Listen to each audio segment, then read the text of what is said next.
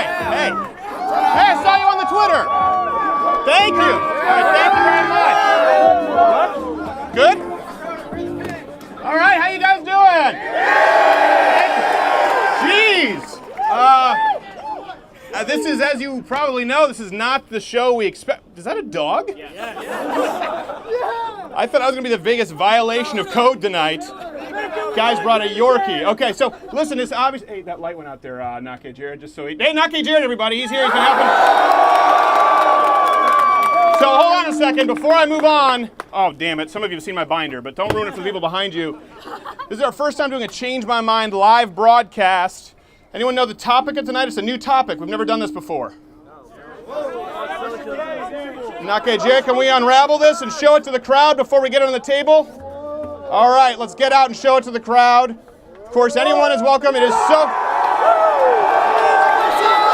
Jared, show these people. Socialism is evil.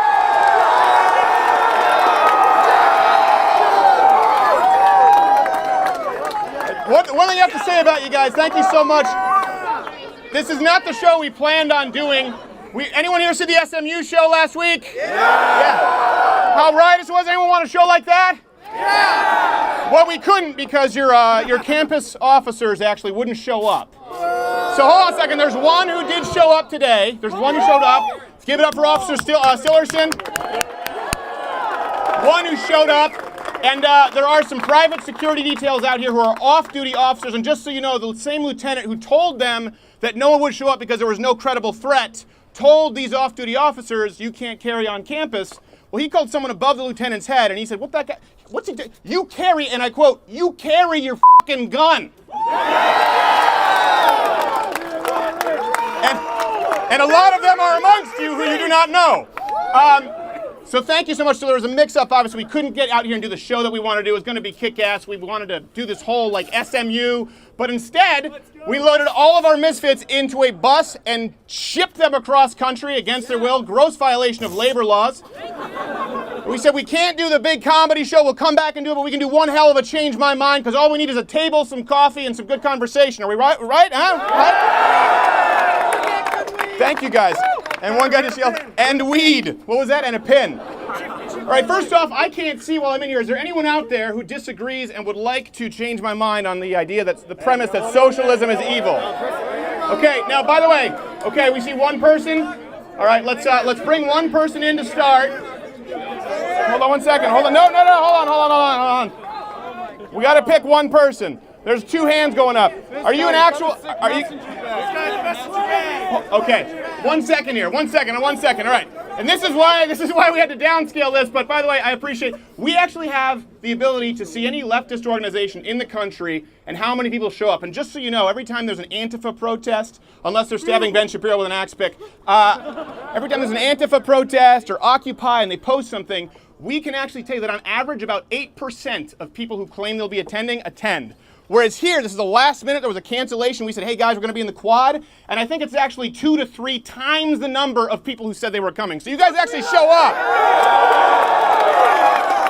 And I know that's hard because many of you have jobs. So so that's what we're going to be talking about tonight. For those who don't know, this isn't a comedy show. I know some people are saying, well, why don't you come here and do a lecture? It'd be like having Alice Cooper play jazz piano at Carnegie Hall. I don't do lectures. It's not fun. But with this, the goal here is not to, by the way, just to argue. It's not ad hominem. It's the opposite of cable news. If someone disagrees with me, I want to sit down and we use a Socratic method to rationalize their position. Now, I know a lot of you won't be able to see me or hear me, so I wouldn't blame you if you walk out. Like I said, this was last minute planned. We appreciate every one of you who is here. But I would love to sit down with someone who disagrees with me. And everyone here, by the way, I know how high energy you are, but make sure you give respect to anyone who sits down and disagrees and give them the chance to make their argument. So hopefully we can be productive. Nake Jared, who do we want? Who do we want to grab? Who's grabbing who? Messenger bag. All right, people keep saying messenger bag. So Mr. Messenger Bag, hold on one second, come on out. 1 second, come here, come toward me. We're gonna have someone pat you down real quick. Got one person who can pat him down? Nake Jared, there you go. I fulfilled my legal obligations. All right, listen, what's your name, sir? Ian, brass balls, come sit down, appreciate it. Give me a round of a hand. A round of a hand. I don't even know what that means. All right. What was that? Come to Nepal. Actually, by the way, because I know many of you here are still reeling from your rejections from Northwestern. Don't insult Urbana? Come on, that's asking a sparrow not to sing. Urbana-Champaign, as we call it, the gates of hell. You're like Detroit without the balls to follow through. All right, we're kidding, but DePaul actually has rescinded their decision, and we will be going to DePaul sometime next semester. And I'm kidding, Urbana's the best city in America. All right. So I believe, hopefully people can hear me, we're just going to sit down and go through this point by point to see where we find common ground. It's the first time we've ever broadcast it live. A lot of people say, well, we think maybe you edit it or hand-pick opponents. Hey, can someone actually grab some water here and give him a closed bottle so that, he doesn't accuse us of pulling really nice mug. It is a really nice mug. I actually ordered mine like 4 weeks ago. Wait, you ordered one? Yeah. Wait, that means you're a fan. You can't come up here. No. I still have thoughts. No, you still have thoughts? No, get out of here. We have to have someone who actually disagrees. You can't be a fan. Who here actually disagrees with me? I appreciate it, brother, but afterwards. It's not evil, though. It's not. It is evil. This guy seems to be really eager. Or this guy in the orange. All right. Okay, well, let's bring out the guy in the orange. Sorry. Hey, there's not even enough leftists here to debate. I know. Well, listen, we didn't plan on this. We have no idea. We usually just show up and do it, and people want us to get out. What's your name, sir? Alex. Alex, are you old enough? Do you go here? No, I go to Urbana High School. Oh, Alex, we can't do. Hold on a second. If I do this with a high school student, next thing that's going to happen is they're going to Laura Ingram me and say that I mocked someone who's not of age. Are you 18? No. Your parents have to give you permission. I can't actually film you. I appreciate it, Alex. I'm sorry. This guy, come on, let's bring this guy up here. I'm so sorry. This is the process. We don't want to break the law, because we only have one officer who showed up, because that's all you need for a crowd like this. All right, what is your name, sir? Yusuf, nice to meet you. Stephen. So I believe, let me explain my position. I believe that socialism is fundamentally evil. And I have this here. We usually don't reference this, but it's sources in case someone wants to look at them afterward, but I won't use it. It's not fair for me to use them. So I believe socialism is evil. Right. You disagree. I would love to hear you change my mind.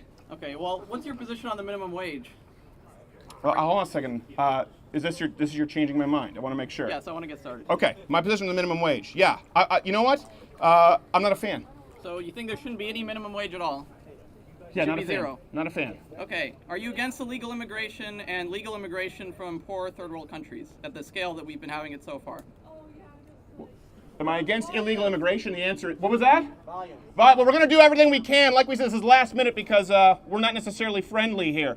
I'm against, no, I mean, they don't consider us friendly. So like I said, we appreciate you supporting us. Of course I'm against illegal immigration. But again, socialism, I believe the idea of socialism, let's do this before we go on, okay? Right. Because this is something, and I think this is important, this is something that we often see from both the right and the left.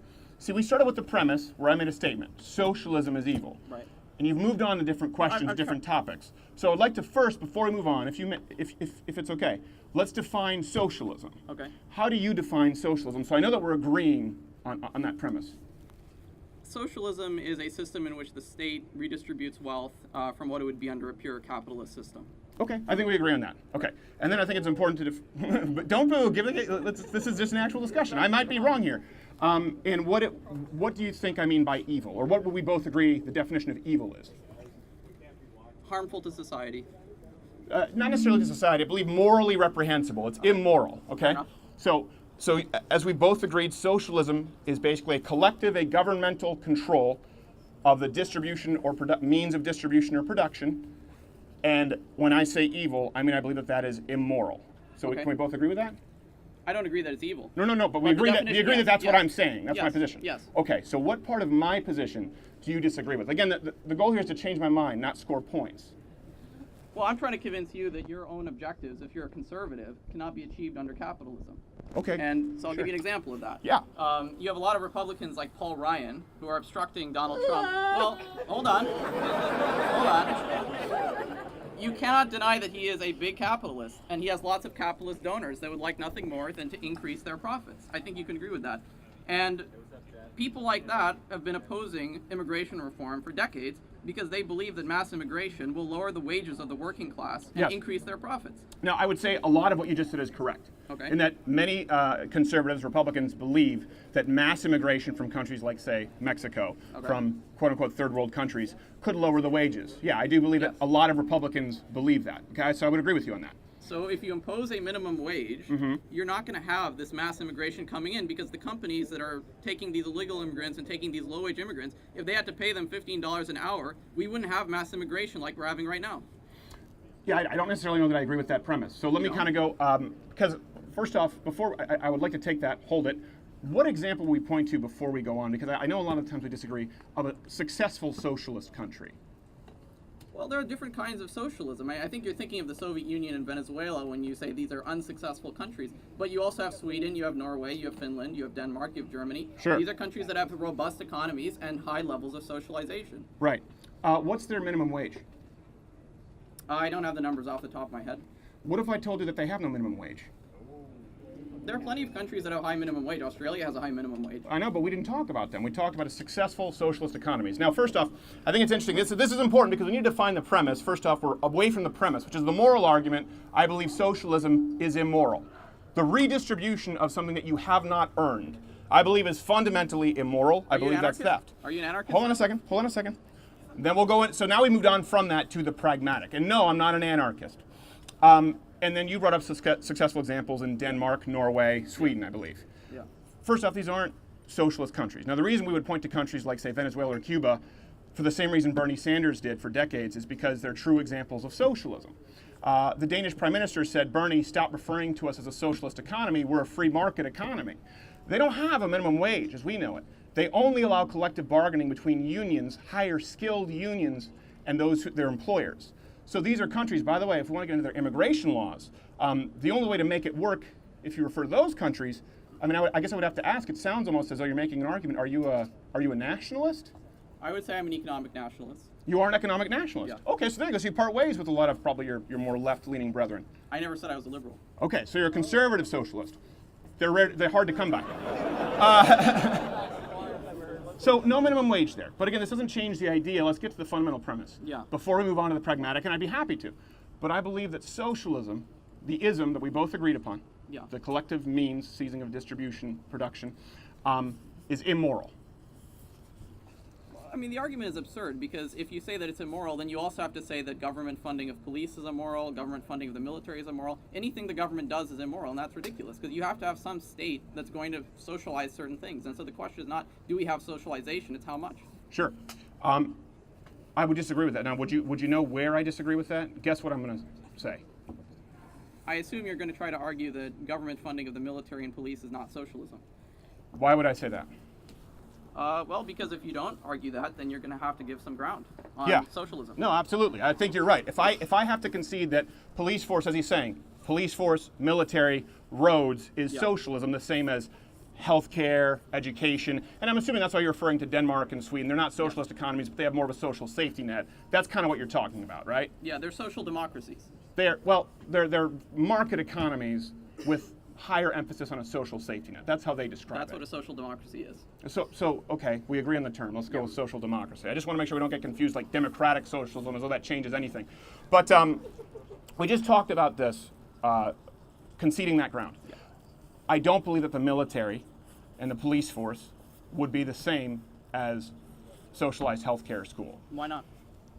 Sorry, because we only have one microphone. We had to do a late setup. I appreciate you working with me.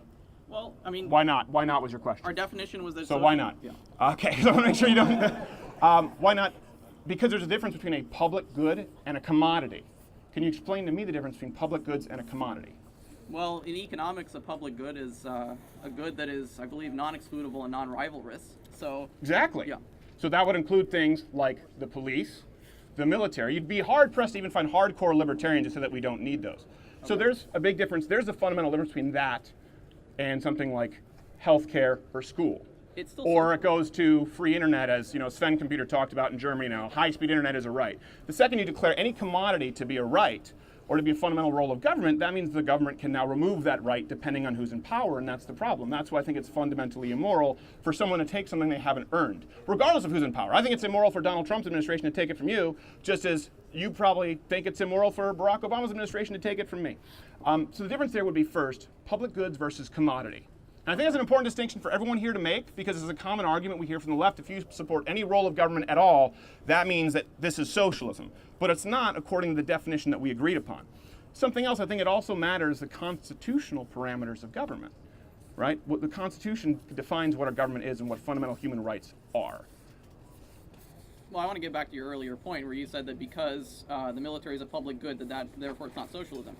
In your definition, you never made any distinction between different types of goods. You just said a socialist economy is one that takes wealth from some people and gives it to others, and that's what financing a public good is. Well, no, it's not. You talked about redistributing. The redistribution, the common means of production or distribution.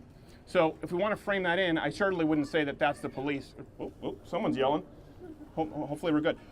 So I would not agree with you that the military or police would be socialist. But to move on here, again, let's go to the Danes,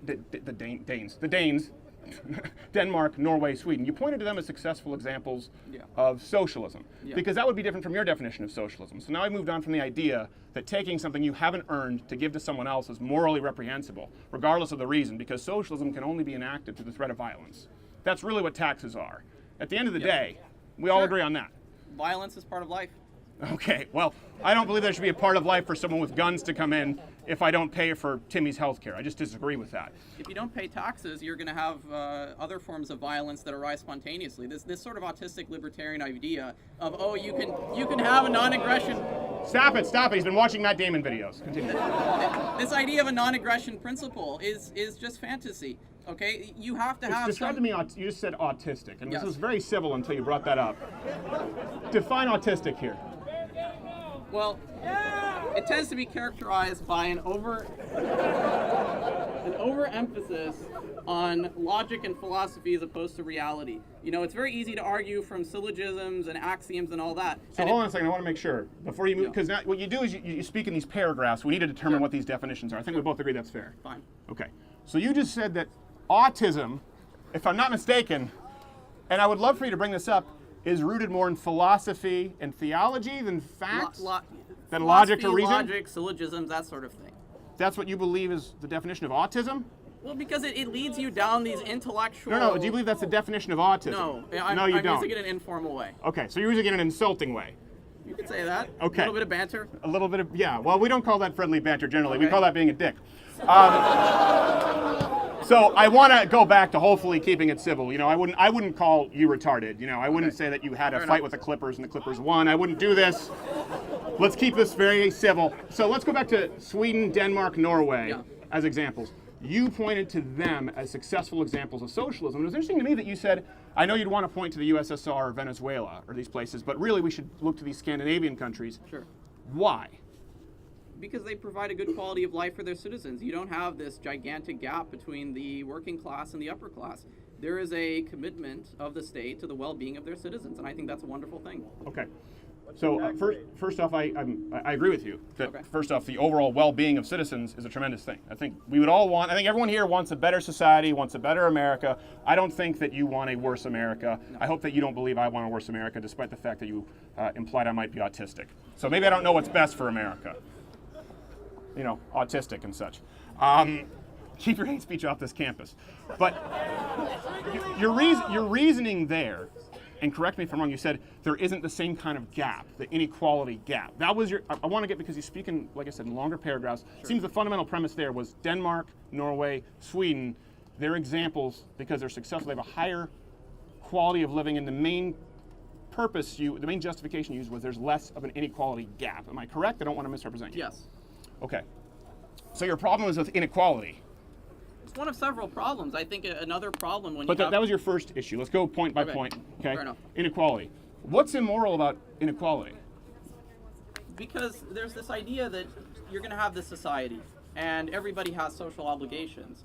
But if you have a situation where people are being crushed, where people's wages are going down, you lose the social cohesiveness of that society. You lose the commitment that everybody has to advancing that society. Hold on a second. I want to, because now you're getting into potential results. The hypothetical almost autistic, It's one real. could say. It's real. But I ask again, what is immoral about inequality? What's immoral is that it ruins the society. That's what's immoral about it.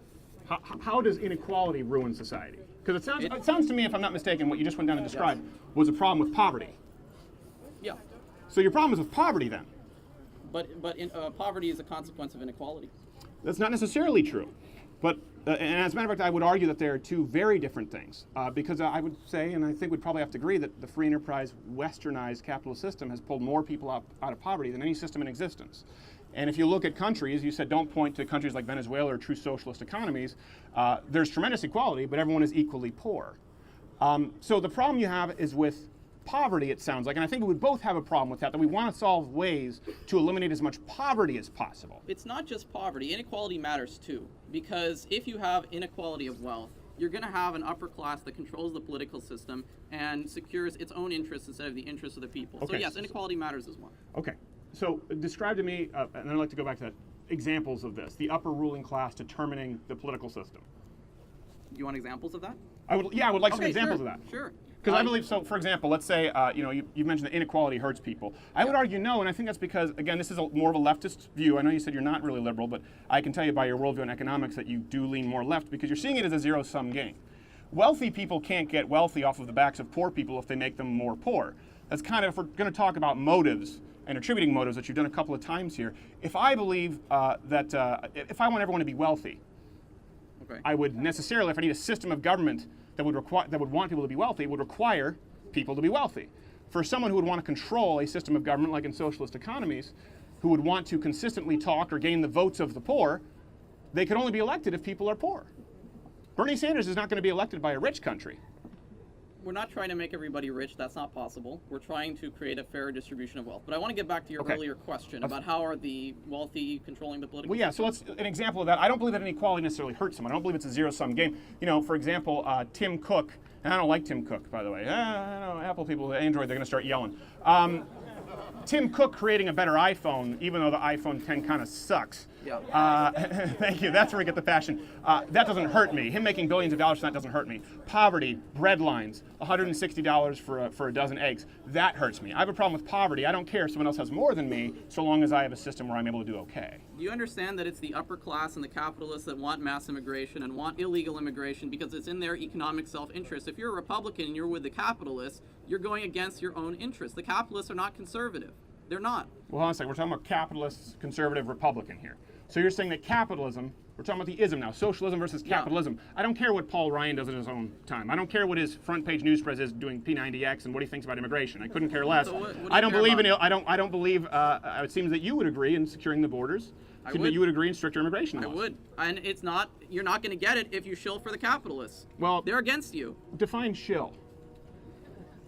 Well, if you're I know you like to sound really intelligent by speaking in paragraphs. One thing, you've misused words several times. And if someone were to call you on it and be as rude as you are, you might look what you might refer to as stupid. Okay. So saying autistic or shill, define, because it's a very specific definition. You came in and just said shill. And I'm really quickly get ready to give the microphone to someone else. If you don't stop doing this, because this isn't the goal of this. What's a shill? Well, I think you're getting upset because you're losing the debate. But That's fair, that's fair. What's a shill? No. The person losing the debate is the one who refers the other person as autistic and a shill. That's generally a good sign. So what's a shill? I don't have the exact definition, but just essentially someone who's, I guess, pushing or advancing somebody else's interests, I suppose. For profit. Fair enough. But a lot of these conservatives who... Well, you're not talking to these conservatives, you're talking to me. This isn't a performance, Paul, here. That's why we're doing this out here. This is a conversation. You're talking to me. I just said that I'm against illegal immigration. It's okay. You can look me in the eyes. I'm not mad at you. I just think it's rude. It's okay. Don't worry. I mean, we're okay. I'm used to people being rude to me. I'm sure you're probably aware of this to one degree or another.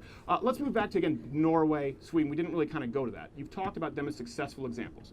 Now, we refer to them, and I would agree. I would agree that if we're going to take a model and say they've created a social safety net that functions better than many other countries, for example, socialized healthcare and education. Yeah, what's wrong with that? Good. Well, so you would support school vouchers. I think, in general, vouchers, I think, have a problem because they do lead to the incentivization of private schools. But Okay. any way that the government I just say it because that's what Sweden does. Yes. So you would support more of a flat tax and increasing taxes on the middle class and the lower class. I want a progressive tax. Okay, well, that's not what happens in Denmark. They should change it. Okay, so you would want a lower corporate tax rate. Not necessarily. Okay, so here's the one thing. We point to, and I appreciate you taking, what was your name again? Yusuf. Yusuf. I appreciate Yusuf taking the time. Everyone give a hand to Yusuf. Appreciate it very much. We'll grab someone else here. Thank you, Yusuf. This is always interesting to me because we talk about this a lot, and I know, and if we look here, just so, I think we've talked about this, we're going to be actually selling for like $5 or $6. I'm not looking for we're going to be selling the Change My Mind pamphlet so that you guys can actually be prepared for some of these arguments. Right here on page 3, I actually have, if anyone here, you know what, kind of like a magician. Oh, you have a MAGA hat. Can you come here really quickly? What are the words written down right there? Denmark, Denmark Sweden, and Norway. Norway. So, if you guys know where people are going to try and direct the conversation, you don't get distracted by words like, autistic or shill, which is what they throw out, you can be prepared very often for how people disagree. Now, here's the thing. To provide a brief education on Denmark, Sweden, and Norway, I didn't think that was going to go anywhere super productive. They made their wealth long before they became what you would call socialist economies. Now, by the way, they're not socialist economies. The Danish Prime Minister, when Bernie Sanders was saying, we should be like Denmark, socialist, he said, shut up! He said we're a free market economy, and we place emphasis on social safety nets, which they are now scaling back. Here's what's so interesting there. If you look, they have far lower corporate tax rates than the United States. Does anyone know the corporate tax rate here in the United States? The marginal highest tax rate? Yes. 35%, but now it's 27 with the tax. It would go down to, yes, the marginal rate I believe was up as high as 39. 30, yeah, oh, shit. 39. I think it's 35, but the marginal highest tax rate was 39%. And in Norway, Denmark, Sweden, I think the highest they have is 25. Some of them have it as low as 22. So a good 10 points lower. So they have corporate taxes low. I think if you're comparing it to the United States, if you make 1.2 times the average income, so in the United States that would be $50,000. If you make $60,000, you'd be paying 60% income tax. So what they do is they understand that they can't stifle businesses, so they have lower corporate tax rates than the United States. Doesn't sound very socialist, and they have increased taxes on the middle and lower classes. They pay more tax. Everyone pays something. By the way, super strict, well, it's changing, but at one point, super strict immigration laws. Not everyone gets to take part in the social safety net if you haven't paid in. And again, these are people who have the population about the size of Ohio or Michigan. So to compare an entirely homogenous population to a country of 300-something million people. By the way, I'm against illegal immigration, but the big difference between us and Denmark and Norway and Sweden is we're not a people, we are a country of ideals. And if you're willing to come in and make a go of it, we're going to provide you with equal opportunity, not ensure equal outcome. That's the difference that requires a racial national identity and a constitutional republic.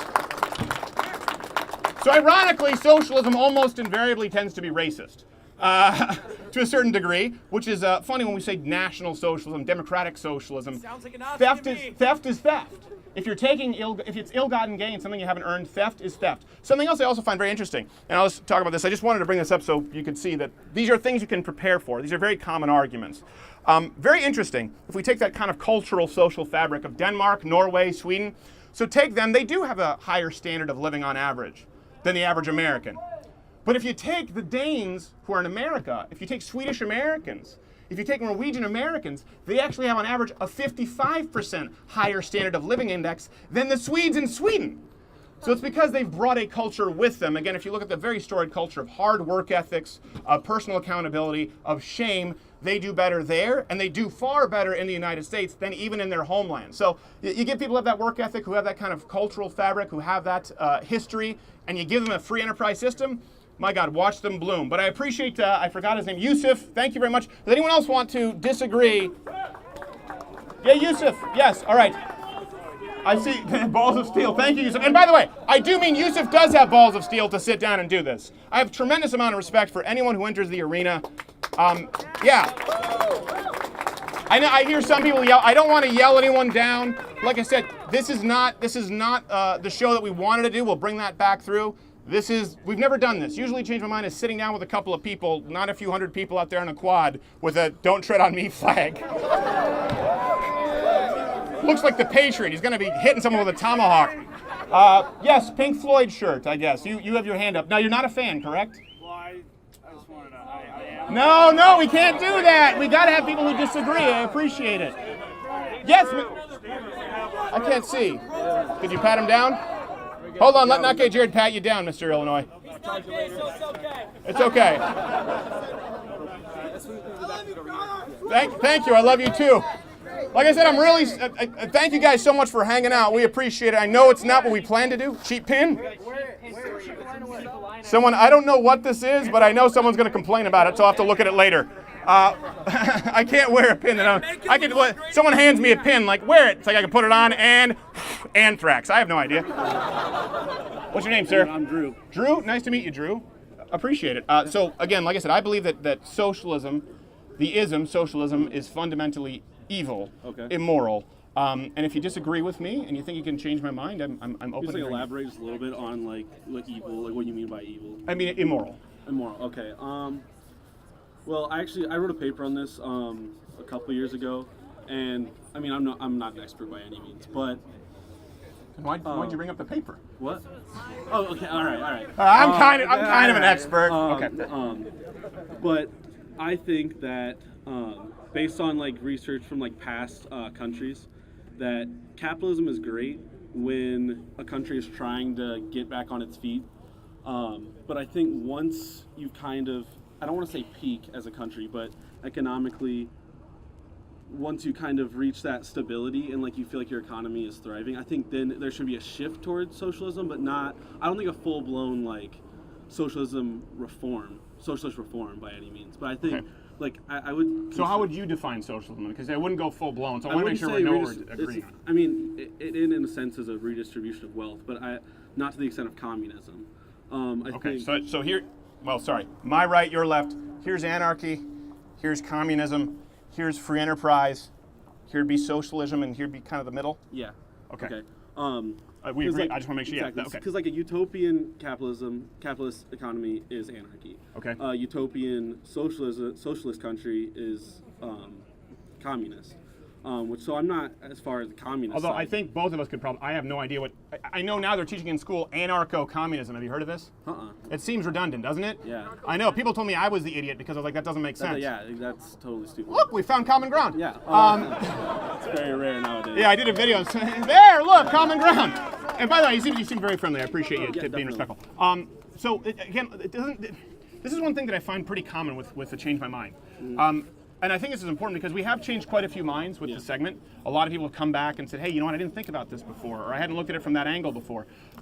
The premise and addressing the premise is important. If someone fundamentally, and that's why it's framed this way, believes that something is evil or immoral, if you don't get them off of that, you have almost, if I can't convince the mother, I have no hope of convincing the child. Miracle on 34th Street, anyone know? No? All right. So, because they're doomed to a life of fear, dominated by doubt. Anyways, movie quotes. I could go on all night. Sorry, this is very rude of me. The point is, if you don't change my mind on the idea that it's immoral, because you said, I think once a country establishes itself, then they can kind of shift towards socialism, but not full-blown socialism. So, let me, I guess, frame it this way. I believe it's immoral to take something that you haven't earned. Theft is the felonious taking of something that is not rightfully yours. Okay, we would agree on that. I agree, yeah. Okay, so taking something that isn't yours is immoral. I believe socialism is immoral because it's theft. Now, how does that change if an economy is more stable or less stable if it's theft? Exactly. That I get where you're coming from with that. I think the money that's being redistributed is going towards things that everybody can use, because I honestly, like, this is coming from, I'm very left on this issue, not very, but I'm pretty left on this issue, and I think welfare is very abused, but I think it is needed to some extent, and I think that, that goes hand in hand. Like a battered housewife who won't leave her husband, like, okay, I'll make the roast. Okay, well, yeah, all right, yeah. It's abused, but it's needed. That sounds pretty, you would understand, that sounds pretty dark. People take advantage of it. I would agree with you. But I think some people do need it. I've met, like, people that do need it, but I think there's, I'm getting off track here, but no, that's okay. Can I address this? Because you said some people do need it, and I don't disagree with you that there are people in this country who could use a leg up. Exactly. So people, I would actually even go, let's remove the people who abuse welfare because we agree. Look, common ground. I wish it was that easy. Yeah, I know, but I'm saying let's remove that from the argument because we already agree, right? Exactly. Let's talk about the people who would actually, let's say, legitimately need welfare. Yeah, okay, so people we would both agree on. Yeah. I'm glad this is actually a productive discussion. Where you don't call me a retard. Again, let's take this as an example. You see, because they really need it.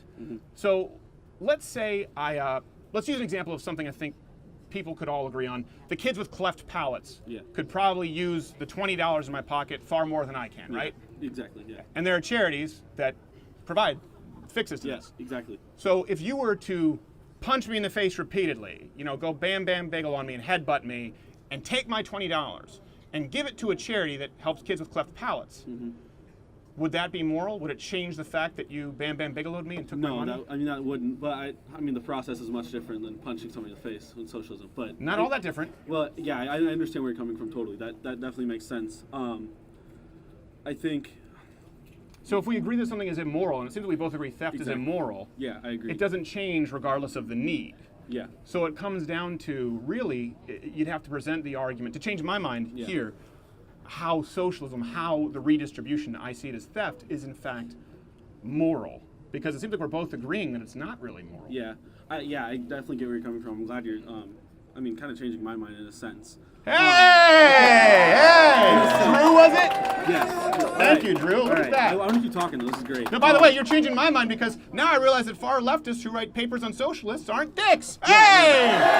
Hey! But can we agree? All right, so I would say the U.S. economy, to make a rough estimate, is around 80% capitalist and maybe 20% socialist. Just if you had to give like percentages. You know what? Here's one thing. I don't know percentages, but I would agree with you that certainly the United States, as it exists today, is not a true free market Yeah. economy. Exactly. We do have certain We have a welfare little- states. Exactly. Yes. So my goal isn't to go even the majority socialism. It's just I think that a more shift, maybe like get like a 30-70, 60-40. 60% capitalism that is, and 40% socialism. I don't want a full-on socialist. I just want a little bit, a little bit more, like more like taxing, more redistribution. And it's not I'm not fully like Sure. socialist reform, like let's overthrow any sort of. So let's reduce kind of the comparison. It sounds to me like, let's say instead of punching me, you pickpocketed me. Yeah, I wasn't looking. right. So you didn't hurt me, but you still took the $20 and gave it to the kid with cleft palates. That's the example of 60-40 versus 80-20. Yeah. Is that any more moral because you think it might be better, pragmatically speaking? No, I agree with you on that point. Have you heard? There's a. I want to say it was like. I guess we agree that Yeah, socialism is immoral, the idea of socialism. Seems like we agree on that as we define it. Yes. Okay. Yes. Well, I appreciate that. And if you want now, see, look, we agreed on something. You said, maybe I'll concede this territory. And now I would like to give you an opportunity, since you're well-spoken and very respectful, to go to the pragmatic. I think that's also an important component. It doesn't change the premise, but I would love to give you an opportunity because I think you could probably articulate it well.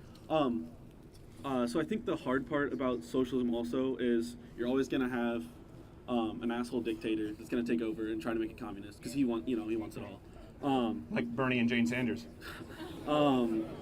But Oh, that gets an ooh, shut up.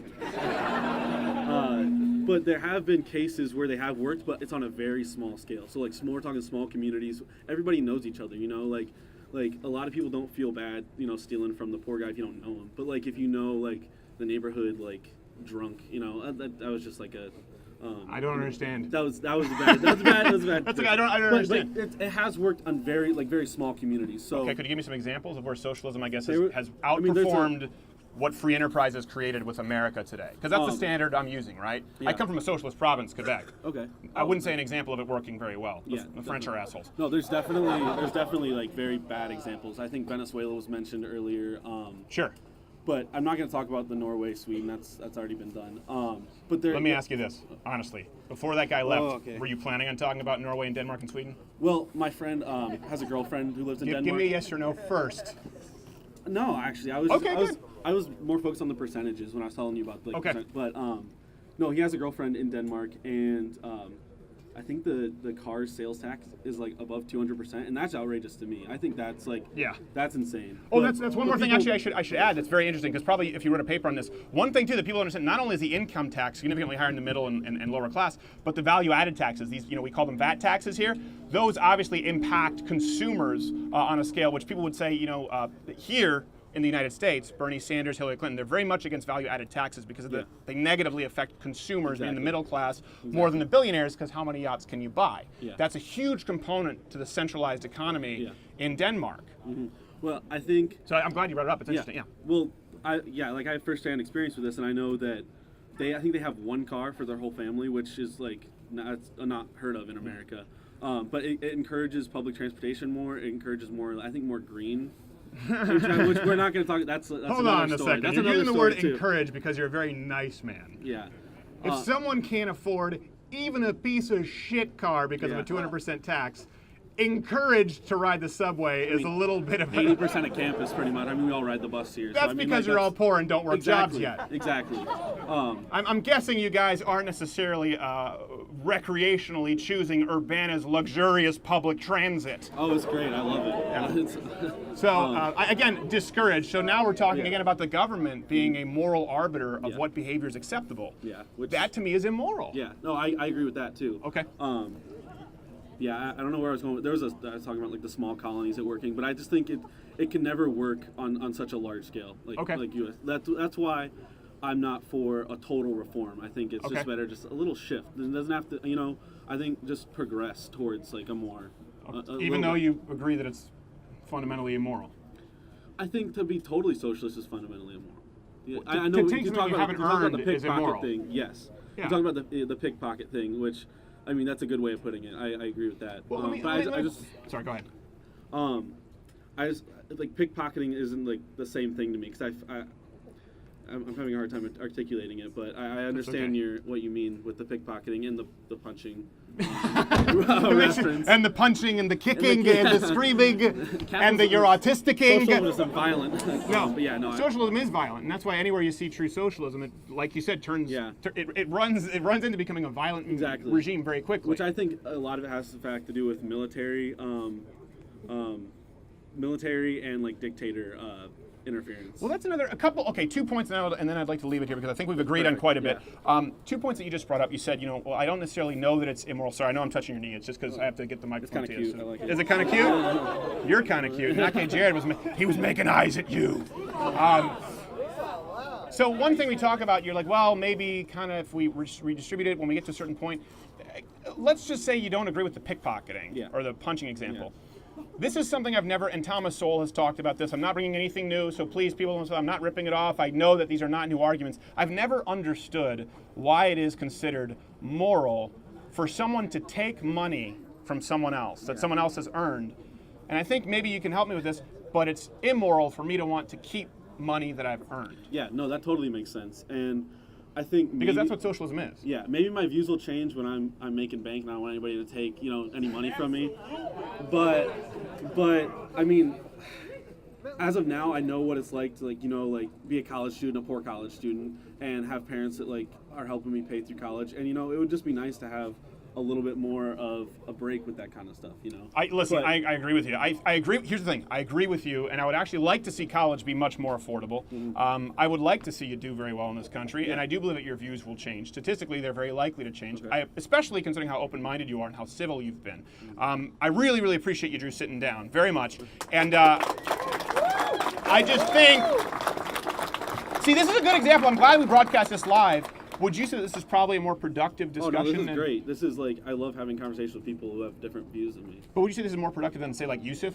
Oh, I caught the tail end of that, but yeah, I mean, from what I caught, that was probably more productive. Yeah, the tail end is a good way to describe it. So I definitely feel like, I don't know, you changed my mind on some aspects. I feel like I also made you see that, not everybody that's kind of more left is just a bad person. Well, yes, well, I don't believe that everyone who's left is a bad person. Yeah, I know. What I do believe is that I do believe your premise is incorrect.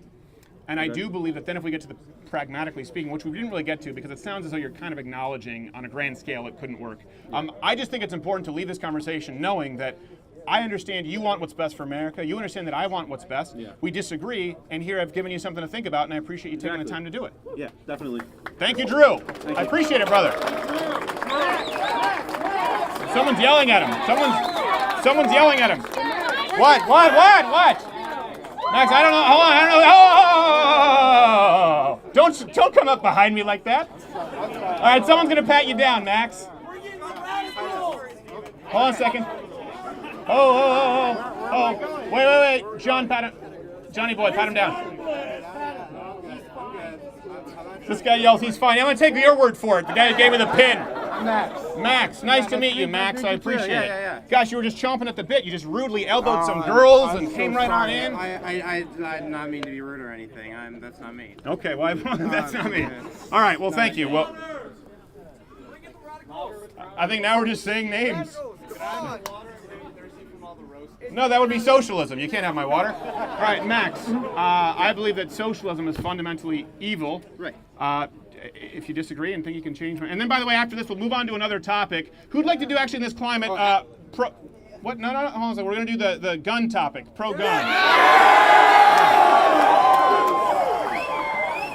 It seems like a crowd of people who like guns. I know, Max, but you can't take every... All right, hold on, calm down. Max sat down. So I believe that socialism is fundamentally evil. We don't have a ton of time on this, and we'll move on to guns with someone else.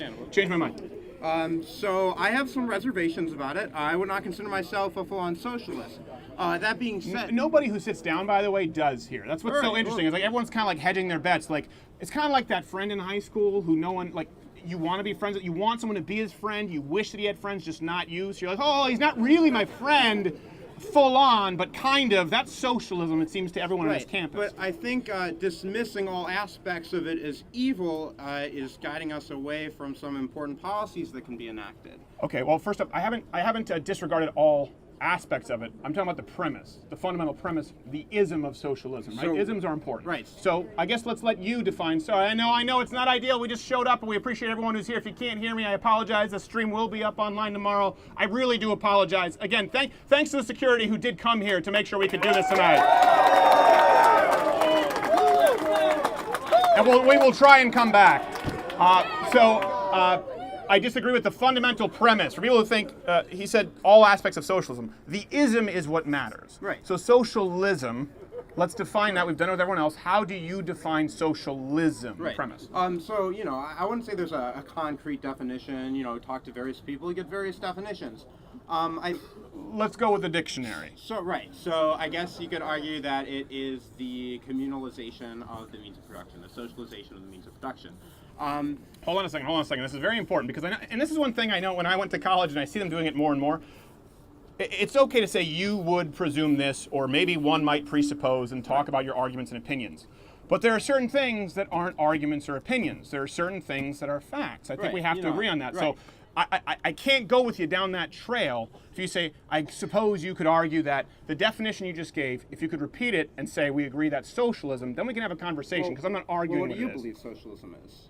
Well, you said you're not quite socialist, so I want to know how you define it, and you just defined it in a way that I think we would agree on. Well, can you redefine it? Okay, sure. I believe that socialist-leaning policies are ones that attempt to socialize means of wealth.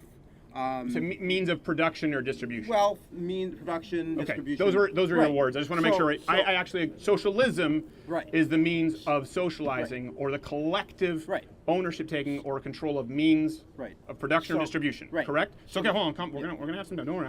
I just want to make sure we agree on that. Yes. Okay. For sure. And I believe that is immoral. Definitely. Now remember, you were sitting down to change my mind. Right. So that's the premise. That's not all the tenets. Okay, that's the ism. We agree on the ism. I believe it's immoral. Definitely. Okay, go ahead. So what I wanted to say is that I think that blanketing these statements that socialism is evil is driving our society away from a couple of beneficial policies. One of them, I believe, is guaranteed basic income, which is an economic system that's been proposed by capitalists, by socialists. Basically, what it would do is it would change the welfare state as we know it, where everybody would be guaranteed a certain amount of income. This would be around the poverty level. So be guaranteeing everybody, like shelter, food, clothing. However, it would create an incentive for free market enterprise. At the same time, it create an incentive to work, an incentive for people to get out and profit. I don't think he was yelling at you. I think he's just drunk on a Thursday. Okay, can I address that? Yeah, certainly. Go ahead. He said I'm a communist? Yeah. All right. Okay. I guess I think he must have been talking to you. Sorry. Here's one thing that you just said. I think it would be to sort of eliminate this through the idea that it's evil would be to not acknowledge the virtues. I guess you said the beneficial economic effects, economic benefits of socialism. Yeah. Okay. Again, so this is really important because it comes back to the principle, the idea that it's evil. So, for example, many people in Germany argued, especially after the Treaty of Versailles, they would say, well, Hitler was great for the economy. Does that change that his idea of national socialism was immoral? That's a total false equivalency. No, it's not. The idea is what he did immoral if it had beneficial effects for the economy. He blamed it on certain classes of people. That's not what people who promote socialist policies. So who would you blame the inequality problem on today? Well, the inequality problem is dealt by problems with I guess the rich, but The rich, the upper class. See, it's a different classism. Hitler, we say the 1%. Hitler said the Jews. So the point is, no, it's not a false equivalency. The point is, if it doesn't change the We aren't fundamental vilifying- morality I'm not vilifying rich of the people. policy, regardless of how I'm not beneficial it saying is it's their fault. economically. I'm not saying it's rich people's fault. I'm saying that that's where you get Well, the no, wealth but before that, disparity. the idea, as you said, it's to deny the economic benefits. If the act that would drive economic benefits, for example, you're probably taught in school that the United States was built on the backs of slavery. I don't agree with that, but you've been taught that, right? I mean, that's To some degree? it's a touchy subject. I'm not going to get into it. Okay, so if people say, let's agree that the United States is, let's say, built the backs off of slavery, right? The Chinese built, there were definitely immoral acts committed with slavery. You couldn't agree more. Okay, you so know? let's say there are economic benefits to enslaving people. There certainly are for some people. It still goes on across the Islamic world. Today, it still goes on because there are beneficial economic effects to certain groups of people. Does that change the fact that slavery is immoral? I'm kind of confused with how this can relate back to the topic that we're talking about. Let me be really clear. Socialism is immoral. Okay, your point. That's my only point. And you're here to change my mind. And I you're know, like, well, hold on, disregard that it's immoral. What if No, Z? But it does matter if it's immoral. How do you get socialism out of slavery? No, the point is they're both immoral regardless So- of economic so two- impact. But you, The idea, the benefit of something doesn't change its inherent morality. We used this example before. If I can steal money and I can use it to go get hookers and blow, or I can steal money and I can give it to Bono's charity, which actually is a horrible that's not example what I'm- because Bono's that's- charity that's gives not- less than 1% to that's not what charity. I'm advocating Well, it is. That's what socialism is. well, I'm advocating for universal basic income, which is a socialist policy. How do you provide it? Well, you provide it by taxes. How do you get taxes? Tax people's income. Make them, How do you do that? The IRS. What if I don't want to pay income taxes for universal income?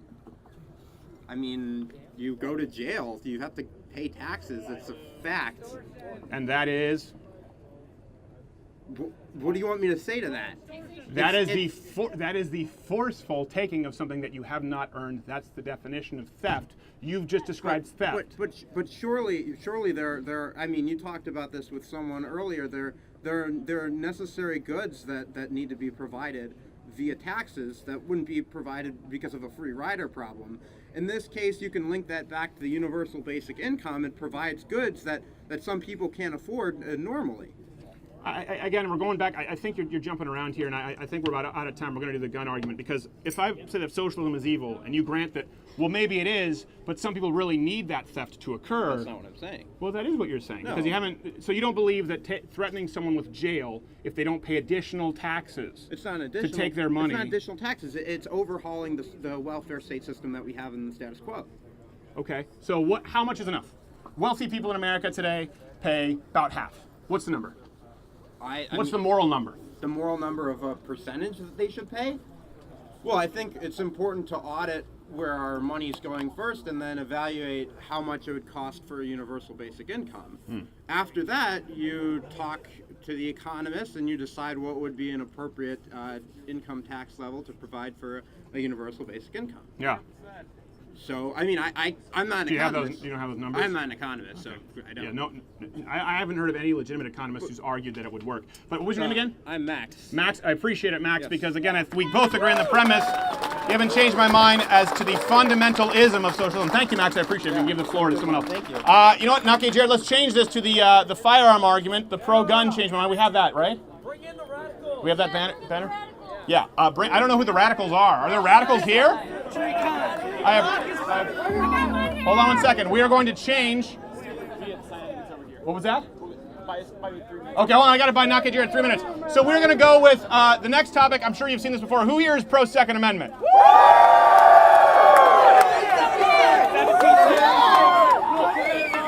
Okay, so pro-Second Amendment.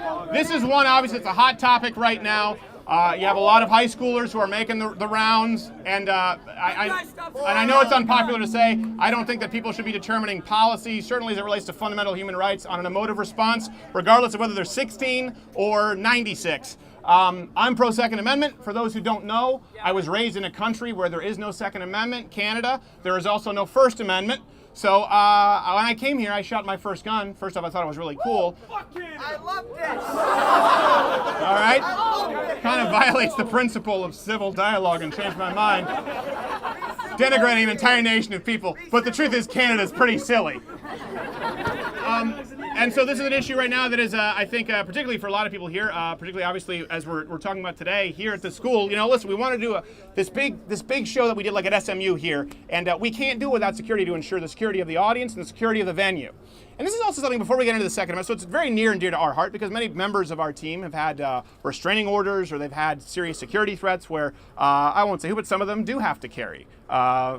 Maybe I have to carry. Who knows? I don't know anyone here whether you have a carry permit or not. Isn't that the wonder of it? Roll the dice. Let's see if you win the lottery. So it's an issue, obviously, that's near and dear to my heart.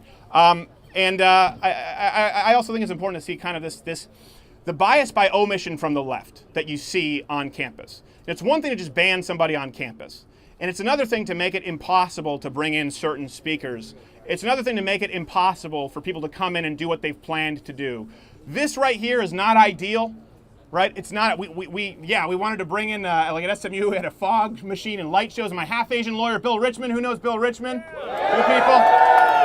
Tranny Bain showed up. It's a lot of fun. It's a stage performance. We want it to be the funnest party on campus.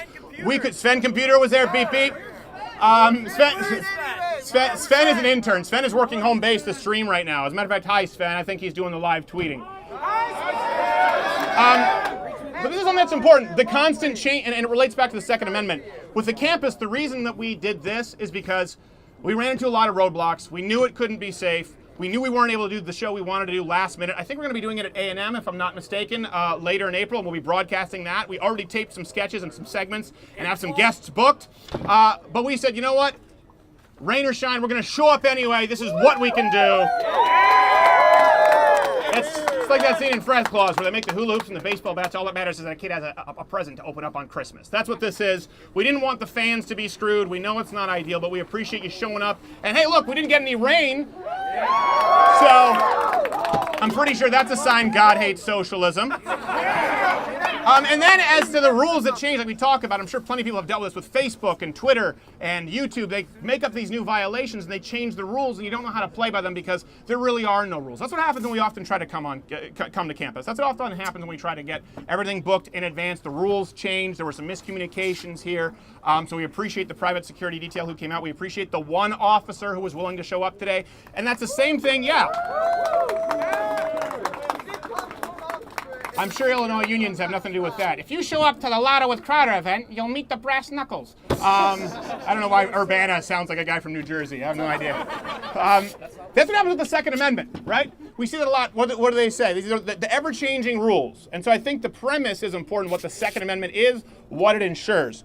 Otherwise, you get into the territory of, oh, no one wants to take your guns away. No one wants to, and now do we see? We saw Justice Stevens say, let's repeal the Second Amendment. I know, and everyone tried to blame, like, yeah, that's a conservative thing because he has an R next to his name. How many people here don't care if someone has an R next to their name? It comes down to what your principles are. Not being imprisoned? What? Oh, shall not be infringed. Yeah, I appreciate it. Thanks for yelling out. I can't really hear you guys that well, so if I ignore some of your yells, I did hear Canada sucks. That one was loud and clear. I think they heard you in Nova Scotia. So I think it's important. This is why we go back to the fundamental issue. As we talked about earlier, I appreciate you. It's like nothing up my sleeves. You can see these notes here on, you know what, here, 1 second. You guys want to do an exercise before? I can't show this to all of you. But what's your name? What's your name? Debbie. Demi. Debbie. Debbie. Would you mind sitting down, Debbie, real quick? I know you're a fan real quick. So we're going to go to Second Amendment. Oh, shoot. Sorry, I just spilled water. Shoot, I got water all over myself. So this is what we have written down, as you can see here, kind of in red, while some of these are in black, are the claims that they might make. And can you do me a favor? These are arguments that are very commonly made by the left. So it doesn't take a genius. You just have to know the branch and then kind of the sticks that go off from the branch. Now, guess what? You don't get off the branch if they can't convince you that theft, that socialism is somehow moral. Sorry, are you cold? I know. I wish I had hand warmers. I'm freezing. That being said, we have these arguments. Oh, you do it? Yeah, hold on. So let's be careful. Let's just no, that's okay. Thank you. I appreciate it. You're in a T-shirt. You want to show that you do Gracie Jiu-Jitsu. I appreciate it. But what are you? Blue belt, purple belt? Blue belt. Okay, good for you.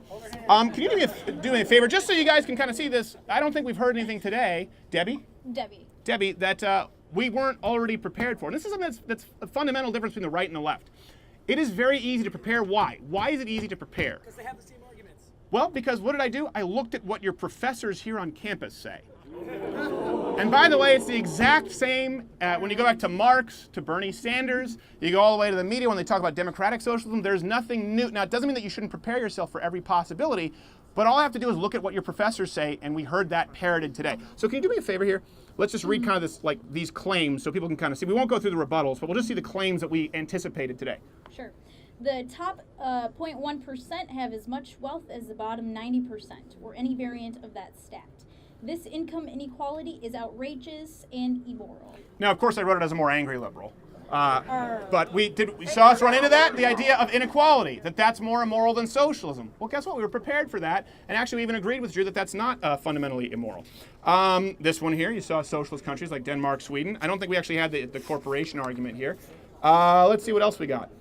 Okay, let's read this one.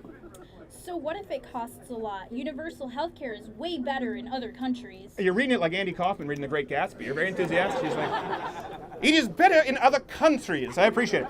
We didn't hear someone bring that up, but we did hear people bring up the virtues of socialized healthcare.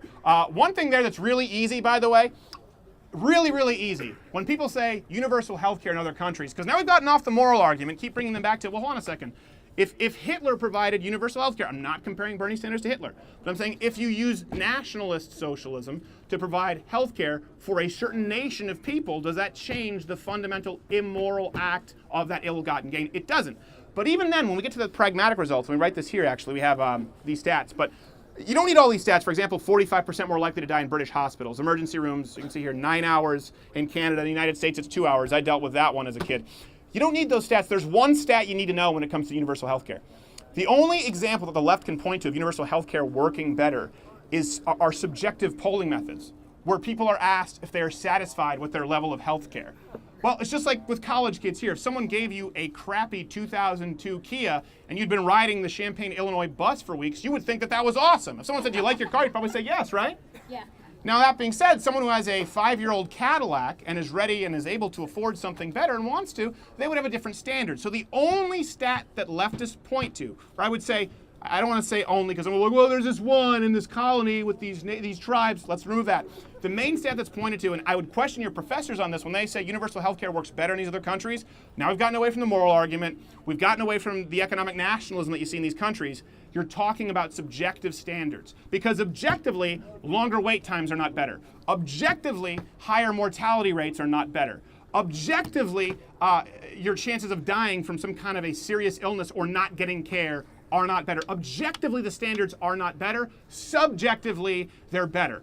Be prepared for that and know that, because it's the most common argument I see, and I see so many conservatives going, well, I guess I didn't know that Cuba had better health care. Did you see that? And Michael Morsico, for a perfect example, he claimed Cuba had better health care than the United States. Why?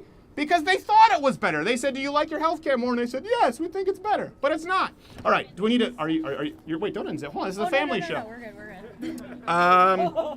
Okay, here's one that I think we ran into a few times. Can you read this claim right here? Sure. We already have many socialist policies in the U.S. Public roads, police, military.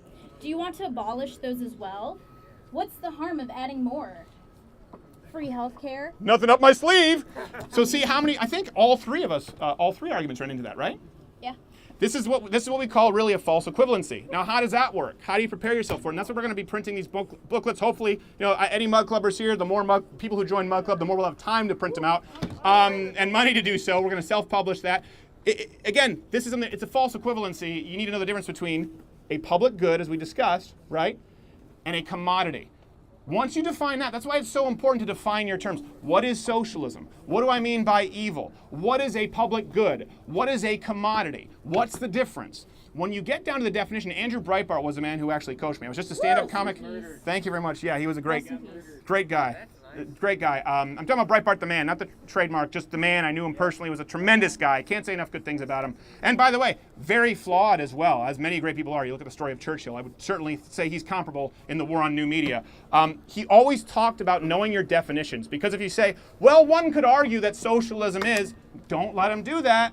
Because then guess what? Now they can say, well, hold on, that's just what one definition. No, let's define what it is, and let's discuss that. Do not allow the conversation to go on undefined. Not only is it no longer productive, you'll just begin talking in circles and it becomes a cable news soundbite gotcha game, but it's also just a way to not be able to make a constructive argument. It's just not helpful, and sometimes you end up looking stupid because you haven't defined what it is. So there we go. That's all we have here on the socialism. So what would you say? You say that pretty much all the arguments we heard were right here in this booklet?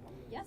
No, there you go. Debbie, 99 would in you, my opinion. 99.5 in your opinion? Okay, just like the 80. 95 to 99. 95 to 99. All right. What are you like? It's like the Math 3 Broderick in the computer wore tennis shoes. You're like Sven computer. Beep, beep, boop, 95%.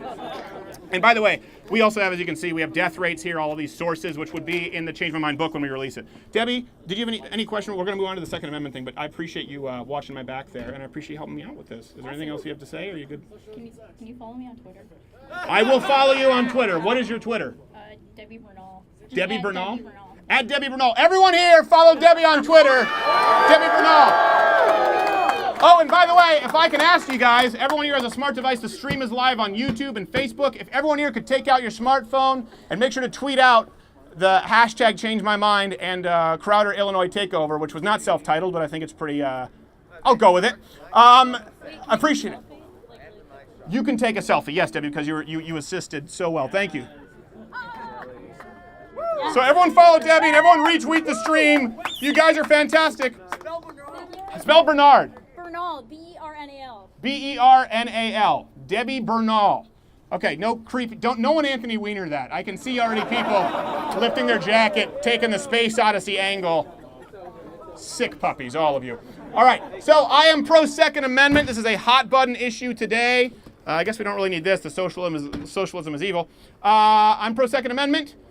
Hold on one second. Let's not get Jared or someone. We need someone just to give him a check.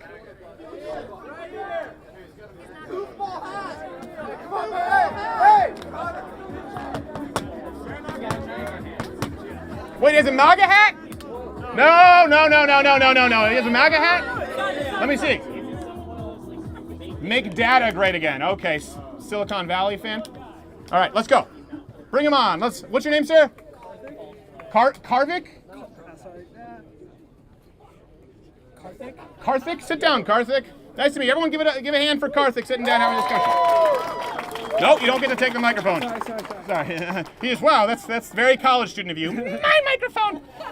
But you didn't earn it. Mine. I'm kidding. Okay, I am pro Second Amendment. I support the Second Amendment wholeheartedly. It seems to me that you disagree. If you do, I'm willing to hear your arguments and have my mind changed. Sure. So I just want to clarify. I don't necessarily disagree with the Second Amendment itself. You don't disagree? Yeah, you don't disagree with the Second Amendment itself. I disagree with certain implementations of gun policy itself. Okay. Well, hold on a second. No, it doesn't. It doesn't work. Okay. It doesn't work if we say, well, first off, what do we agree on the Second Amendment to mean? And this is something that we see a lot. You see a lot when people come up and they're a little bit more confident. And then people see some discussions kind of unravel the way they did, and they go, well, I'm not really a socialist. I'm not really against the Second Amendment. I'm against gun policy implementation is what you've said now. Well, it doesn't work for me, but okay. Let's go along that trail. Sure. First off, what do you believe the Second Amendment to mean? I mean, I believe it's the right to bear arms, regardless of whatever type of gun it is. I know we're going to have you speak up, Karthik. Okay, sorry. You can yell at me. It's okay. Just don't call me autistic. Can you hear me? Yes. All right, so I believe that the Second Amendment is, it's the right to bear arms. So that can include any type of gun. Okay. Right? But I think from a policy standpoint, right? Can you guys hear him? No. Okay. Karthik, you're gonna have to speak up, or we can't do this. Okay, so I believe that from a policy standpoint, we have to regulate certain types of guns or just certain types of situations to account for certain external. Karthik. Okay. You're very nice, but your voice is like white noise. Okay. We need to hear you. All right. And I'm not saying I don't want to give you the boot, but if they can't hear you, we can't have the conversation. Sure, okay. Okay, so I really believe that the There we go. You starting to hear him? Yeah? Good. They're cheering you, Karthik. They're rooting for you over me. Go. Sound off like you got a pair. So I believe that I believe that there are certain situations where the government has to step in to account for certain externalities that might exist within, whether or not that's the economy or the society. So from a certain standpoint, I agree that we should, be very, well, I use the term lightly, but I believe we should be very liberal in terms of the type of guns we allow in the in the society. I just think that we have to place certain regulations to prevent certain situations. So I'll get into that, right? So. Well, hold on a second. What matters most is you said the Second Amendment is the right to bear arms. Yes. You said period. Yes. Okay. So what matters is also the why. Why? I mean, I believe that it's to prevent against like an oppressive government. Yes. For both internal and external threats. So we would both agree on that. Yeah. Okay, good. Because actually, they're often not teaching that in schools. So I appreciate that you actually acknowledge that okay, the Second Amendment is to protect ourselves from a tyrannical government. Historically, understand why that exists, and you said that should include. We should be very liberal, including most firearms. Yeah. And now you've said certain externalities. So that's the reason why. And by the way, we would both have to agree. It's Amendment number 2 in our Constitution. It's a fundamental human right. Yeah, absolutely. Okay. So now I'd like you to go on with why and when we should strip people of their human rights. Sure. So, from my general understanding, there are two major problems with guns, and I don't think that mass shootings in general is. I mean, I think it's Can you guys hear Karthik? Okay. So I don't. Okay, so I. Karthik, I need you to speak up. Yeah. So I don't believe that mass shootings are. I don't believe that mass shootings are the problem that we have to be looking at. Because when we look at gun violence, the problems that I see are gang violence and gun-related shootings related to suicide, right? So these are the real problems that I think I see with gun deaths, gun violence right now. So I think these are the externalities that we have to try to account for. Now. So you mean, for example, you talk about gang violence. So externalities like crime. Yeah, sorry. Now you guys got him nervous. He's literally eating the mic. Jerks. Like crime. Right, absolutely. So we should outlaw crime. No, I agree. No, I think that we do need to. I think we need to attack this from a standpoint. Okay, hold on. So let's stop doing this. What changes would you make to the Second Amendment, or what do we need to do differently? Because I don't want to walk around in circles here, especially when people can hear. Second Amendment right now gives me the right to keep and bear arms to protect myself against a tyrannical government or someone kicking in my door, or if all of the above. What problem do you have with it? So I think just as an addendum to the Second Amendment, right? And this is going to be very, very unpopular, right? But I believe that I think we need a gun registry. I think we need to keep a tally on who has guns. And hold on. I believe this because I think it can actually aid in law enforcement, right? You can actually create risk pools so where gun violence is likely to occur based on how many suicides have occurred in a certain area, right? Okay. So if you have a gun registry, you can actually tally that data and you can create corresponding. I appreciate taking the time, Karthik. That's where we're going to end this one. Appreciate it. Give it up for Karthik, everybody. It's hard to hear him. And the only reason I'm doing this is because there's no way. Hold on a second. Hands down. There's no way you can go wherever you want, or you can hang around for a bit. There's no way that my mind will be changed on this because we just talked about the Second Amendment. What it is, it's a fundamental human right to defend against a tyrannical government. And this is one thing that kind of happens with the left. It's a circular feedback loop. What's the solution? To give the government the ability to know exactly who has guns, when they have guns, where they have guns. Why? To empower the police force. Keep in mind.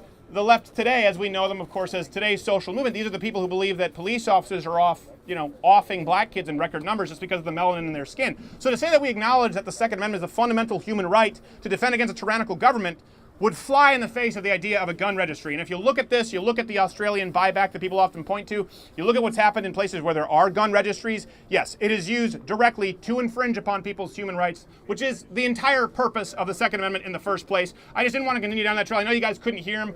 I don't think it's a particularly convincing argument. The second I hear gun registry, I'm not on board. But yeah, this guy good to go? Go ahead. You have a gun registry in the state of Illinois? Well, then don't be so upset when I insult Illinois. Gosh. All right. Sorry. Go ahead. I'm pro. What's your name again? Jonah. Jonah. Nice to meet you. I am pro Second Amendment. Wonderful. Appreciate it. Changed my mind. I can't. You guys have a gun registry in Illinois. Okay. And it doesn't work in the south side of Chicago, I can tell you. Yeah, I was gonna say, you guys. Chicago. Oh, jeez. Okay. All right, guys. This isn't gangs of New York, okay, Mr. Dead Rabbits. These aren't the four corners. Everyone just calm down. Jonah is here. We want him to be calm, collected. I am pro Second Amendment. I appreciate you taking the time to sit down. Appreciate you quieting the crowd down. Thank you very much. I appreciate it. You look like that kid, that actor who's in the Black Donnellys. You ever see that show? I've not. There was a film, I think, called The Ruins. By the way, can people hear me all right? I think know we that can. was a big issue. All right, sounds good. It was a pretty big issue. If they can't hear you, obviously then they can't hear. It's hard to have an argument, I guess, right? A discussion. Or discussion, whatever you want to call it. Sure. Well, hold on a second. No. All right, let's define our terms, right? No. Okay. This isn't an argument. I want to be really clear. I think we've had some really, really productive discussions with several different people today. I mean, I don't think that there's necessarily a negative connotation. I wouldn't give a negative connotation in this context with an argument. But this is beating around the bush. A discussion, fine. Okay. Okay. So you're pro Second Amendment, right? Yes. Okay. And as you just did, let's define what Second Amendment is, Yes. purpose, and I totally agree with you. It's to well, let's read it actually. Good. Appreciate it. I don't have notes. I can at the internet. No, and listen. By the way, I'm not using them. People keep an eye on this. I'm not using the notes. So I would love to for you to read the Second Amendment. Hold on, hey, Russian collusion. Jonah, I would like for you to read the second. Don't worry, they're just rambunctious because they didn't get tranny Vane out here. If you can read the Second Amendment for me, I would appreciate it. A well-regulated militia being necessary to the security of a free state, the right of the people to keep and bear arms shall not be infringed. Okay. Hold on a second. One thing. Hold on, calm down. Hold on a second. Guys, hold on, calm down. It's hard to have a discussion if I can't speak, right? Well, yeah, I know, but you've seen I'm doing my best. But I get to do this. They're going to listen to me. They're probably not going to listen to you. That's great. They love America. Okay, so you just read the Second Amendment. Wonderful. And so we both still agree on what it is. Yes, and let's just clarify it, right? So it is the right to keep and bear arms to protect yourself against foreign and domestic threats. Good. Including the government. Right? Thank you. Appreciate Wonderful. So let's do that. The implications of that statement are: I want a tank. I should be able to go buy me a tank right now. Yeah. Would you agree with that statement? Here's what's ironic about that statement. First off, tanks are allowed in Europe, which is very interesting to me. And are you aware of Madison's letter of marque and reprisal? I'm not. Okay, so this is a letter actually giving. It was a letter issued to a private ship. Said, "Hey, are we allowed to have cannons on this ship to protect from pirates?" And Madison said, "The Second Amendment. Of course you are." So we say that cannons are at least similar to a tank. Back then, it was the most basically advanced weaponry you could have. Well, so let me get this. Let me make sure I understand what you're saying. You're saying that back in the day, you could get not just musket, but you said you can get a cannon. A cannon, yes. I'm saying that yes. Back in the day, the Second Amendment covered yes all small arms, all individual arms that could be used defensively. Yes. So you're saying that I should be able? I'm 18. Should I be able to go buy a tank? Is that what you're saying? And a fighter jet too. While I'm at it. First off, I know you brought up the Constitution. Why don't we do this? Let's bring up. Do me a favor. Bring up the definition of arms. Right here. No, but Can I grab a? Can I? No, they look pretty nice. Nice, right, Jonah. I mean arms. No. I'd like you to bring it up. If you bring up the Constitution, I would like you to bring up the definition of arms to make sure that we're not going on down a rabbit trail where maybe we disagree. Whereas we might if I find search some up common ground. arms, right? I'm gonna get arms. As in. Well, no. Search up arms, and I'm sure Merriam-Webster, smart document there. It'll give you the definition of arms. Since I'm not using reference, I just think I'm asking you to because I don't think it'd be fair for me to. I will say the one part about UIUC I can't stand is the Wi-Fi is terrible. That's the only part? Well, anyway, it's not quite working here, but anyway. It's not bringing up arms? It's not. Can someone bring up the definition of arms again? Because who has the definition of arms as it relates to weaponry? You said you had it. You're like that kid in class, like, I have the answer just because you want to stand up. I forgot my answer. Okay. Arms. Okay, do you want to read that for me? Sure. Thank you, Nake Jared. Weapons and ammunition armaments. Okay, weapons and ammunition armaments. Okay, and then it says underneath that it includes a list. Let's see. Weapons, firearms, guns, artillery, ordnance. Yeah. Well, the last kid said, hold on a second, I don't know how to lock this. Do you want a society? Because I mean, the Second Amendment, right? The whole point of why we have a court, right? Why we have a judiciary is to interpret what that means, right? No. And what the implications are. Really? So you don't think that the courts were were the founding fathers made the judiciary to interpret the Constitution, to interpret our laws and those implications? To ensure the authenticity and the implementation of the Constitution. That's why I think we would both have a problem with activist judges on either side. Activist judges, I mean, it's supposed to be an inherently non-political position. That's obviously not the case. Right. But certainly, like, you know, the lifetime appointments, right? So you'll have both judges on both sides. Okay. But forget about that for a No, second. let's go back to your thing, because I don't want to get you off topic, and I don't want you to think that I'm being unfair. Let's go to the judiciary decision, the most recent of which is I'm not quite sure. What D.C. versus Heller. Okay, I'm not familiar with D.C. versus Heller. Well, that's the most that's the most fundamental Second Amendment case in modern history. So this is actually where we went down, and there were dissenting voices that lost. So the Second Amendment is currently as it is interpreted, and it's interpreted as a way that you and I just agreed upon, which is people have the right to keep and bear arms. Period. So this was up Helen versus Helen. I was about to say Helen Keller. I always get it. Heller versus D.C. What's really important there is you talk about the judiciary, because now we're talking about interpretation of the Second Amendment. So let me be really clear before, because then I'll let you know what the judiciary interpretation was of the Second Amendment. What's your interpretation of the Second Amendment?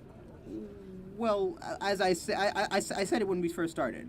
Okay, good. So we agree on that. But I guess I'm saying, right, like, the First Amendment. Then right, where's the disagreement then? I guess Okay, so we can limit the First Amendment, no? No. What is libel, right? Like, no, see, that's different. Libel, slander, those are all limitations on your freedom of speech in the same way that you can limit your Second Amendment, right? So incorrect, but continue. Come up here, like, so I don't believe that I should be able to go buy a tank, per se. Okay. And I say that's promotion of general welfare. That's domestic tranquility, right? So that like, I think that the government has a variety of purposes, and I know you believe in a small government. That's fine, but there are inherent purposes in having a government. That's why we have a country. That's why we agree on that. Okay, fine. So in my mind, the government should and ought to limit certain things. For example, I should not be able to buy a tank. But this is your opinion, yeah. What I would really like to get back to is, do you believe that I should be able to have a tank? Could you do me one favor? I don't want to. Could you do me a favor? Because you just kind of jumped around to a bunch of different things. The First Amendment. First off, you went through libel and slander, two very different things, and they're illegal, by the way, for different reasons, which do not infringe upon the First Amendment. Just like when people use the argument yelling fire in a crowded theater, it's the call to action. Libel or slander is actually something that is designed to hurt somebody, one in the written form, one in the spoken form, which is untrue. So what you're effectively suing for is that it's a crime because it causes damages in a very tangible way that is fundamentally untrue. It's not about freedom of speech. You can say anything you want. You can right now say anything you want. You can yell out right now that I'm a dick. I don't disagree on that. Yeah, okay. Yeah, thank you very much. So you can, and I'm not suing you. There are no damages there. Okay. But for example, I'm saying because you just just jumped around and said the limitations of the First Amendment. I agree, and let's try and stay on top. So let's go back to the Second Amendment. Now the Second Amendment, we agreed on it, but now you're saying there are limitations as they need to be that need to be interpreted judicially, correct? Well, I'm saying I think oftentimes you will hear conservatives take this extreme approach whereby they would say, oh, because let's talk about, like, right now, right? People are trying to, ban semi-autos or etc. There's a whole bunch of things, bump stocks, the whole thing, right? And they say repeal the Second Amendment. Well, let's not talk about that, right? Because that's not what all liberals think, that we should repeal the Second Amendment. Many of them do.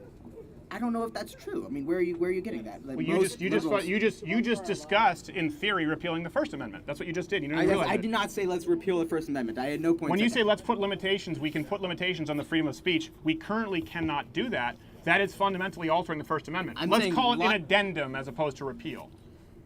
I'm saying libel and again. Let's get away from the First Amendment. My point is what's your problem with the Second Amendment? Let's get to this because you're talking about what is your problem with the Second Amendment as we both agreed it to be, and then we'll move on from here. Conservatives often will say, "I want my high-capacity magazine because when the government ultimately becomes tyrannical," and that's up for debate. But sure, fine.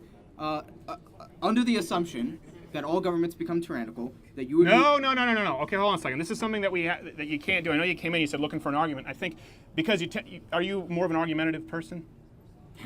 I don't know quite how to answer. I'll say yes, because what you just did was you presumed my premise. You said most conservatives and then you brought up something that most conservatives do not believe, and then you said all, the assumption that all governments become tyrannical. So these are presumptions that you're making that I didn't make. So what I want to do is avoid that. And I talk about this a lot. Anyone who follows the program, I've not assumed your motive. I've not assumed your position. The reason for picking our terms and our definition here, it's not trickery.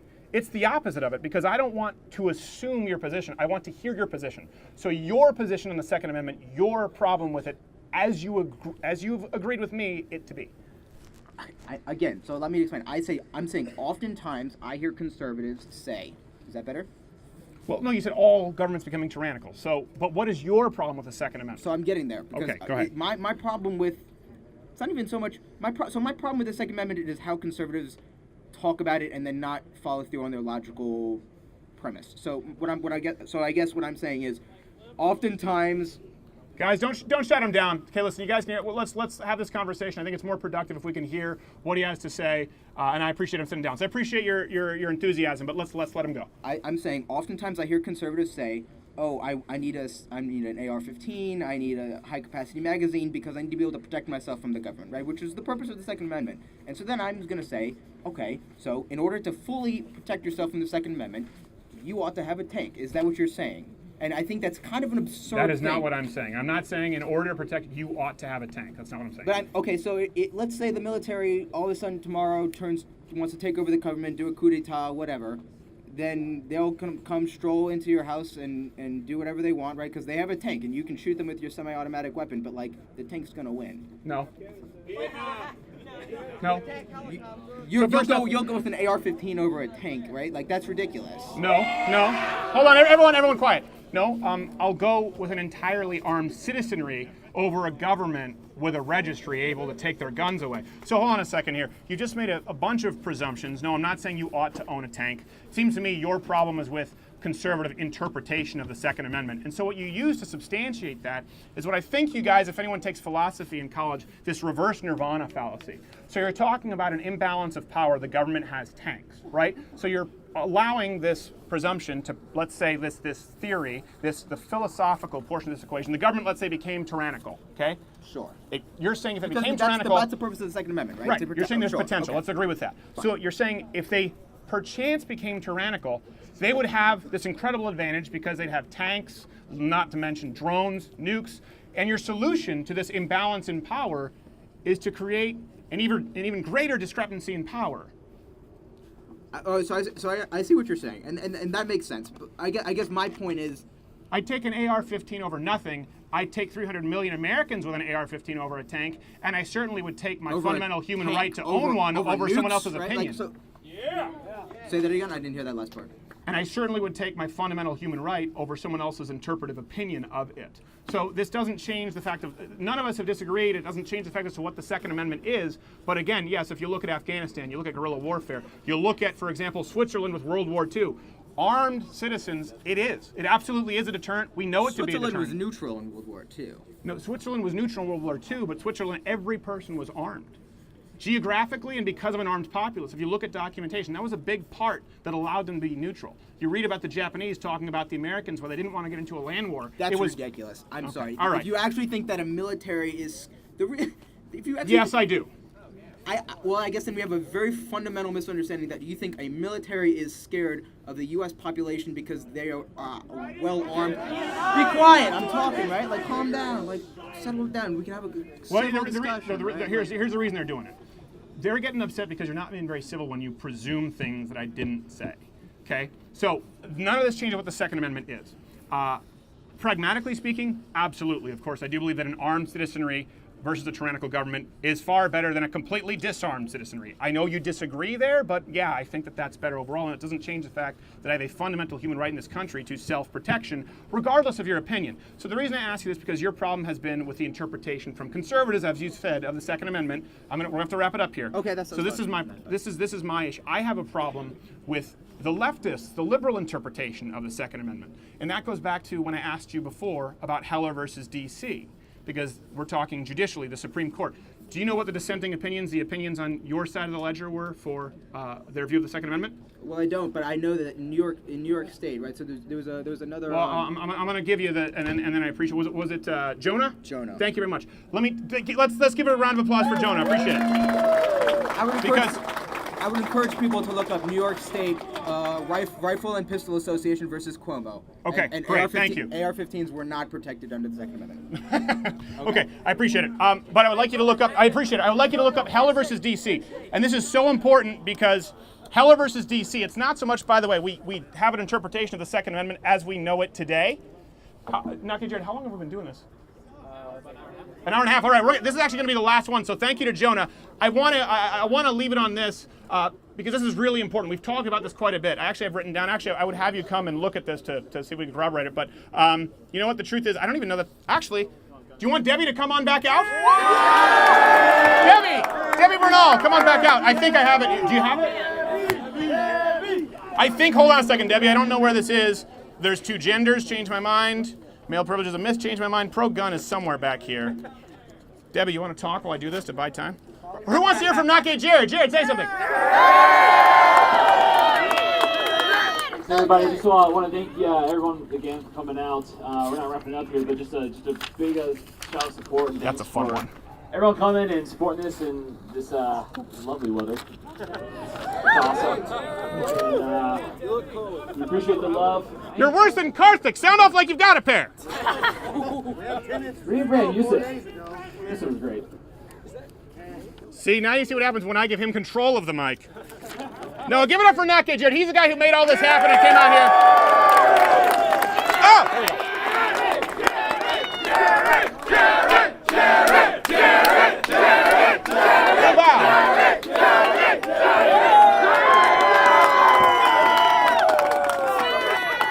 Okay, so Debbie, I want to sit down. By the way, don't take any pictures because we're going to sell this. Only for $5, but come on. You guys can't just steal the intellectual property. That's another argument. Does intellectual property actually exist? And where does it infringe upon the rights of physical property? Changed my mind. Okay, so something that I find interesting, actually here, he surprisingly didn't, no one brought up the mass shootings argument. We have an overall kind of strategy that I write down. I have a brilliant researcher named Reg, who helps me and we prepare. We sit down and kind of do mock debates through every scenario. Listen, by the way, I'm showing you this to show you I'm not some skilled debate. I'm not like a Ben Shapiro. I'm not this brilliant. I'm not a Thomas Sowell. I'm a comedian who happens to have a platform, and I'm so humbled and grateful for it. And I'm just hoping that I can help you guys go forward so you can have these conversations and actually change people's minds. That's one thing that Naki Jared and I will say. You know, when we went out and we did Change My Mind the first time, we thought there's no way this is going to be a hit because I had been on Fox News for 4.5 years, and they were always like, soundbite, kids, soundbite. You know, if you can. That's why Al Sharpton just made things rhyme before he has the stroke in the teleprompter. And we would sit down and do an hour conversation. And it was just, tens of millions of plays? I don't know how many. It's been one of our most successful segments because it tells me that there's a craving for truth out there right now. That people want to see something raw, they want to see something real. And it surprised us, it overwhelmed us, and so it's unbelievable that we're able to do this and people will listen. And I do hope that it's productive, and I want more people to go out. We see people sending in pictures with Change My Mind booths. We appreciate it. And so eventually we're going to do the book. Yeah, it's a meme now too. Pee is stored in balls, I know. Bring it. Please continue memeing me. So we have some strategies here, Debbie, to say this, where we kind of write down overall, and this will be in the book when we sell it, make them define their terms. Make them determine what the Second Amendment is. Make them substantiate their claims. In this case, no one really actually had any changes to the Second Amendment, but ask for their solution. Determine exactly where their line is. Have some positive, this is something very important, have positive solutions to offer, right? But I want to see, the last claim that he made was, you think you should be able to have a tank, I believe, right? Hold on. Let's see where this is, because I believe that this is in here somewhere. Hold on a second. 1 second. Okay, here you go. Let's read this claim right here, Debbie Bernal. Okay. So you say we need guns to resist tyranny. Do you seriously think that you could resist the U.S. government with your own guns? Yes, we can. That is the exact argument that we just heard, correct? Yes. And this is exactly what we talked about. This is a reverse nirvana fallacy. It's this idea of, well, we already live in a society where there's this discrepancy in power, where the government has so much power. So the solution, I don't know, it's so illogical to me. The solution should be to strip the people who are already less powerful of the power they currently have. It doesn't stand to reason. Does the argument hold water? It does not. It doesn't hold water. And that's what the Socratic method is. I've talked about this quite a bit. Debbie, do you have anything else you want to peruse or read? Or no? Debbie, everybody, follow her. Debbie Bernal, thank you so much.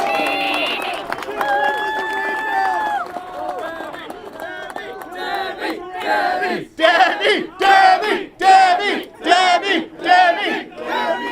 What? Oh, hold on a second. All right, so we are going to have to get going pretty soon here. And that's, well, thank you very much. I appreciate it. Like I said, hopefully next time we come into Urbana, we bring one DePaul. Yes. How many of you here will make the trip out to DePaul for a full auto car ride? With the kick-ass fog machine, the light show, the security. We just did SMU, by the way. We're so grateful and so humbled. We've been grossly underestimating the audiences that show up. As we did here today, this is last minute. It was planned yesterday. With McFarland Auditorium at SMU, we had to turn away people in a 2,500-seat auditorium. Just making sure that the exits there are secure required, I think, 25 police officers. And so we're really trying to get everything up to snuff here. We actually, specifically for you guys, just so you know, specifically because of the miscommunications that fell through and security not being as helpful as we would have liked them to, and specifically because we weren't able to get in and bring in our equipment, we bought a shitty news van / bus to equip so that when things like this happen, we can, in an emergency, drive across the country and get to you guys faster. That way we can actually broadcast from the van. We will broadcast from the van on the side of the road if we have to. We'll find a place. This is the deal. We've talked about this. This is no longer just coming to play nice. This is intellectually a hostile takeover. We are coming to your campuses, period. Whether you ban us or not, we're going to find a way. We'll be right near the campus. We want to come in and do the Lotto Cutter Live. It's a comedy show. We want to do the same shows that liberals are able to do on campus. We want to come in and make it entertaining for you guys so everyone can have a night of laughs and escape for a little bit. But if we're not allowed to, if they start putting up these roadblocks, we'll just get in a bus and drive up anyway. Because you guys... And I say this, I'm hunched over here. I feel like the BFG. You guys, this is genuinely about everyone out here, and I appreciate everyone here being respectful and not shouting anyone down. This is not about the police officers on campus. This is not about the college Republicans. This is not about me. It's not about Nake Jared. It's about the audience here, the fans, people out there who crave truth, who want to walk in the light of truth right now on campus. And I know it's hard. I know it's time. I had an email here today. This is something, I hate to end it on a dour note, but this happened at SMU. Can I kind of talk about this? It's a little bit kind of sensitive. This kid sent an email today. He talked to me, and I gave him an email to send it to. And this is not to be self-aggrandizing. It's because I think Nake Jared would agree. We've realized the responsibility that we have, and that's why everyone got into a van and drove 14 hours. Yeah, 14 hours. I had to fly, but I'm getting in the van back with him. I'm not looking forward to it. There was one flight left to Champaign, apparently a bustling airport. But a kid came up and he talked to me after SMU. And he said, your show saved my life.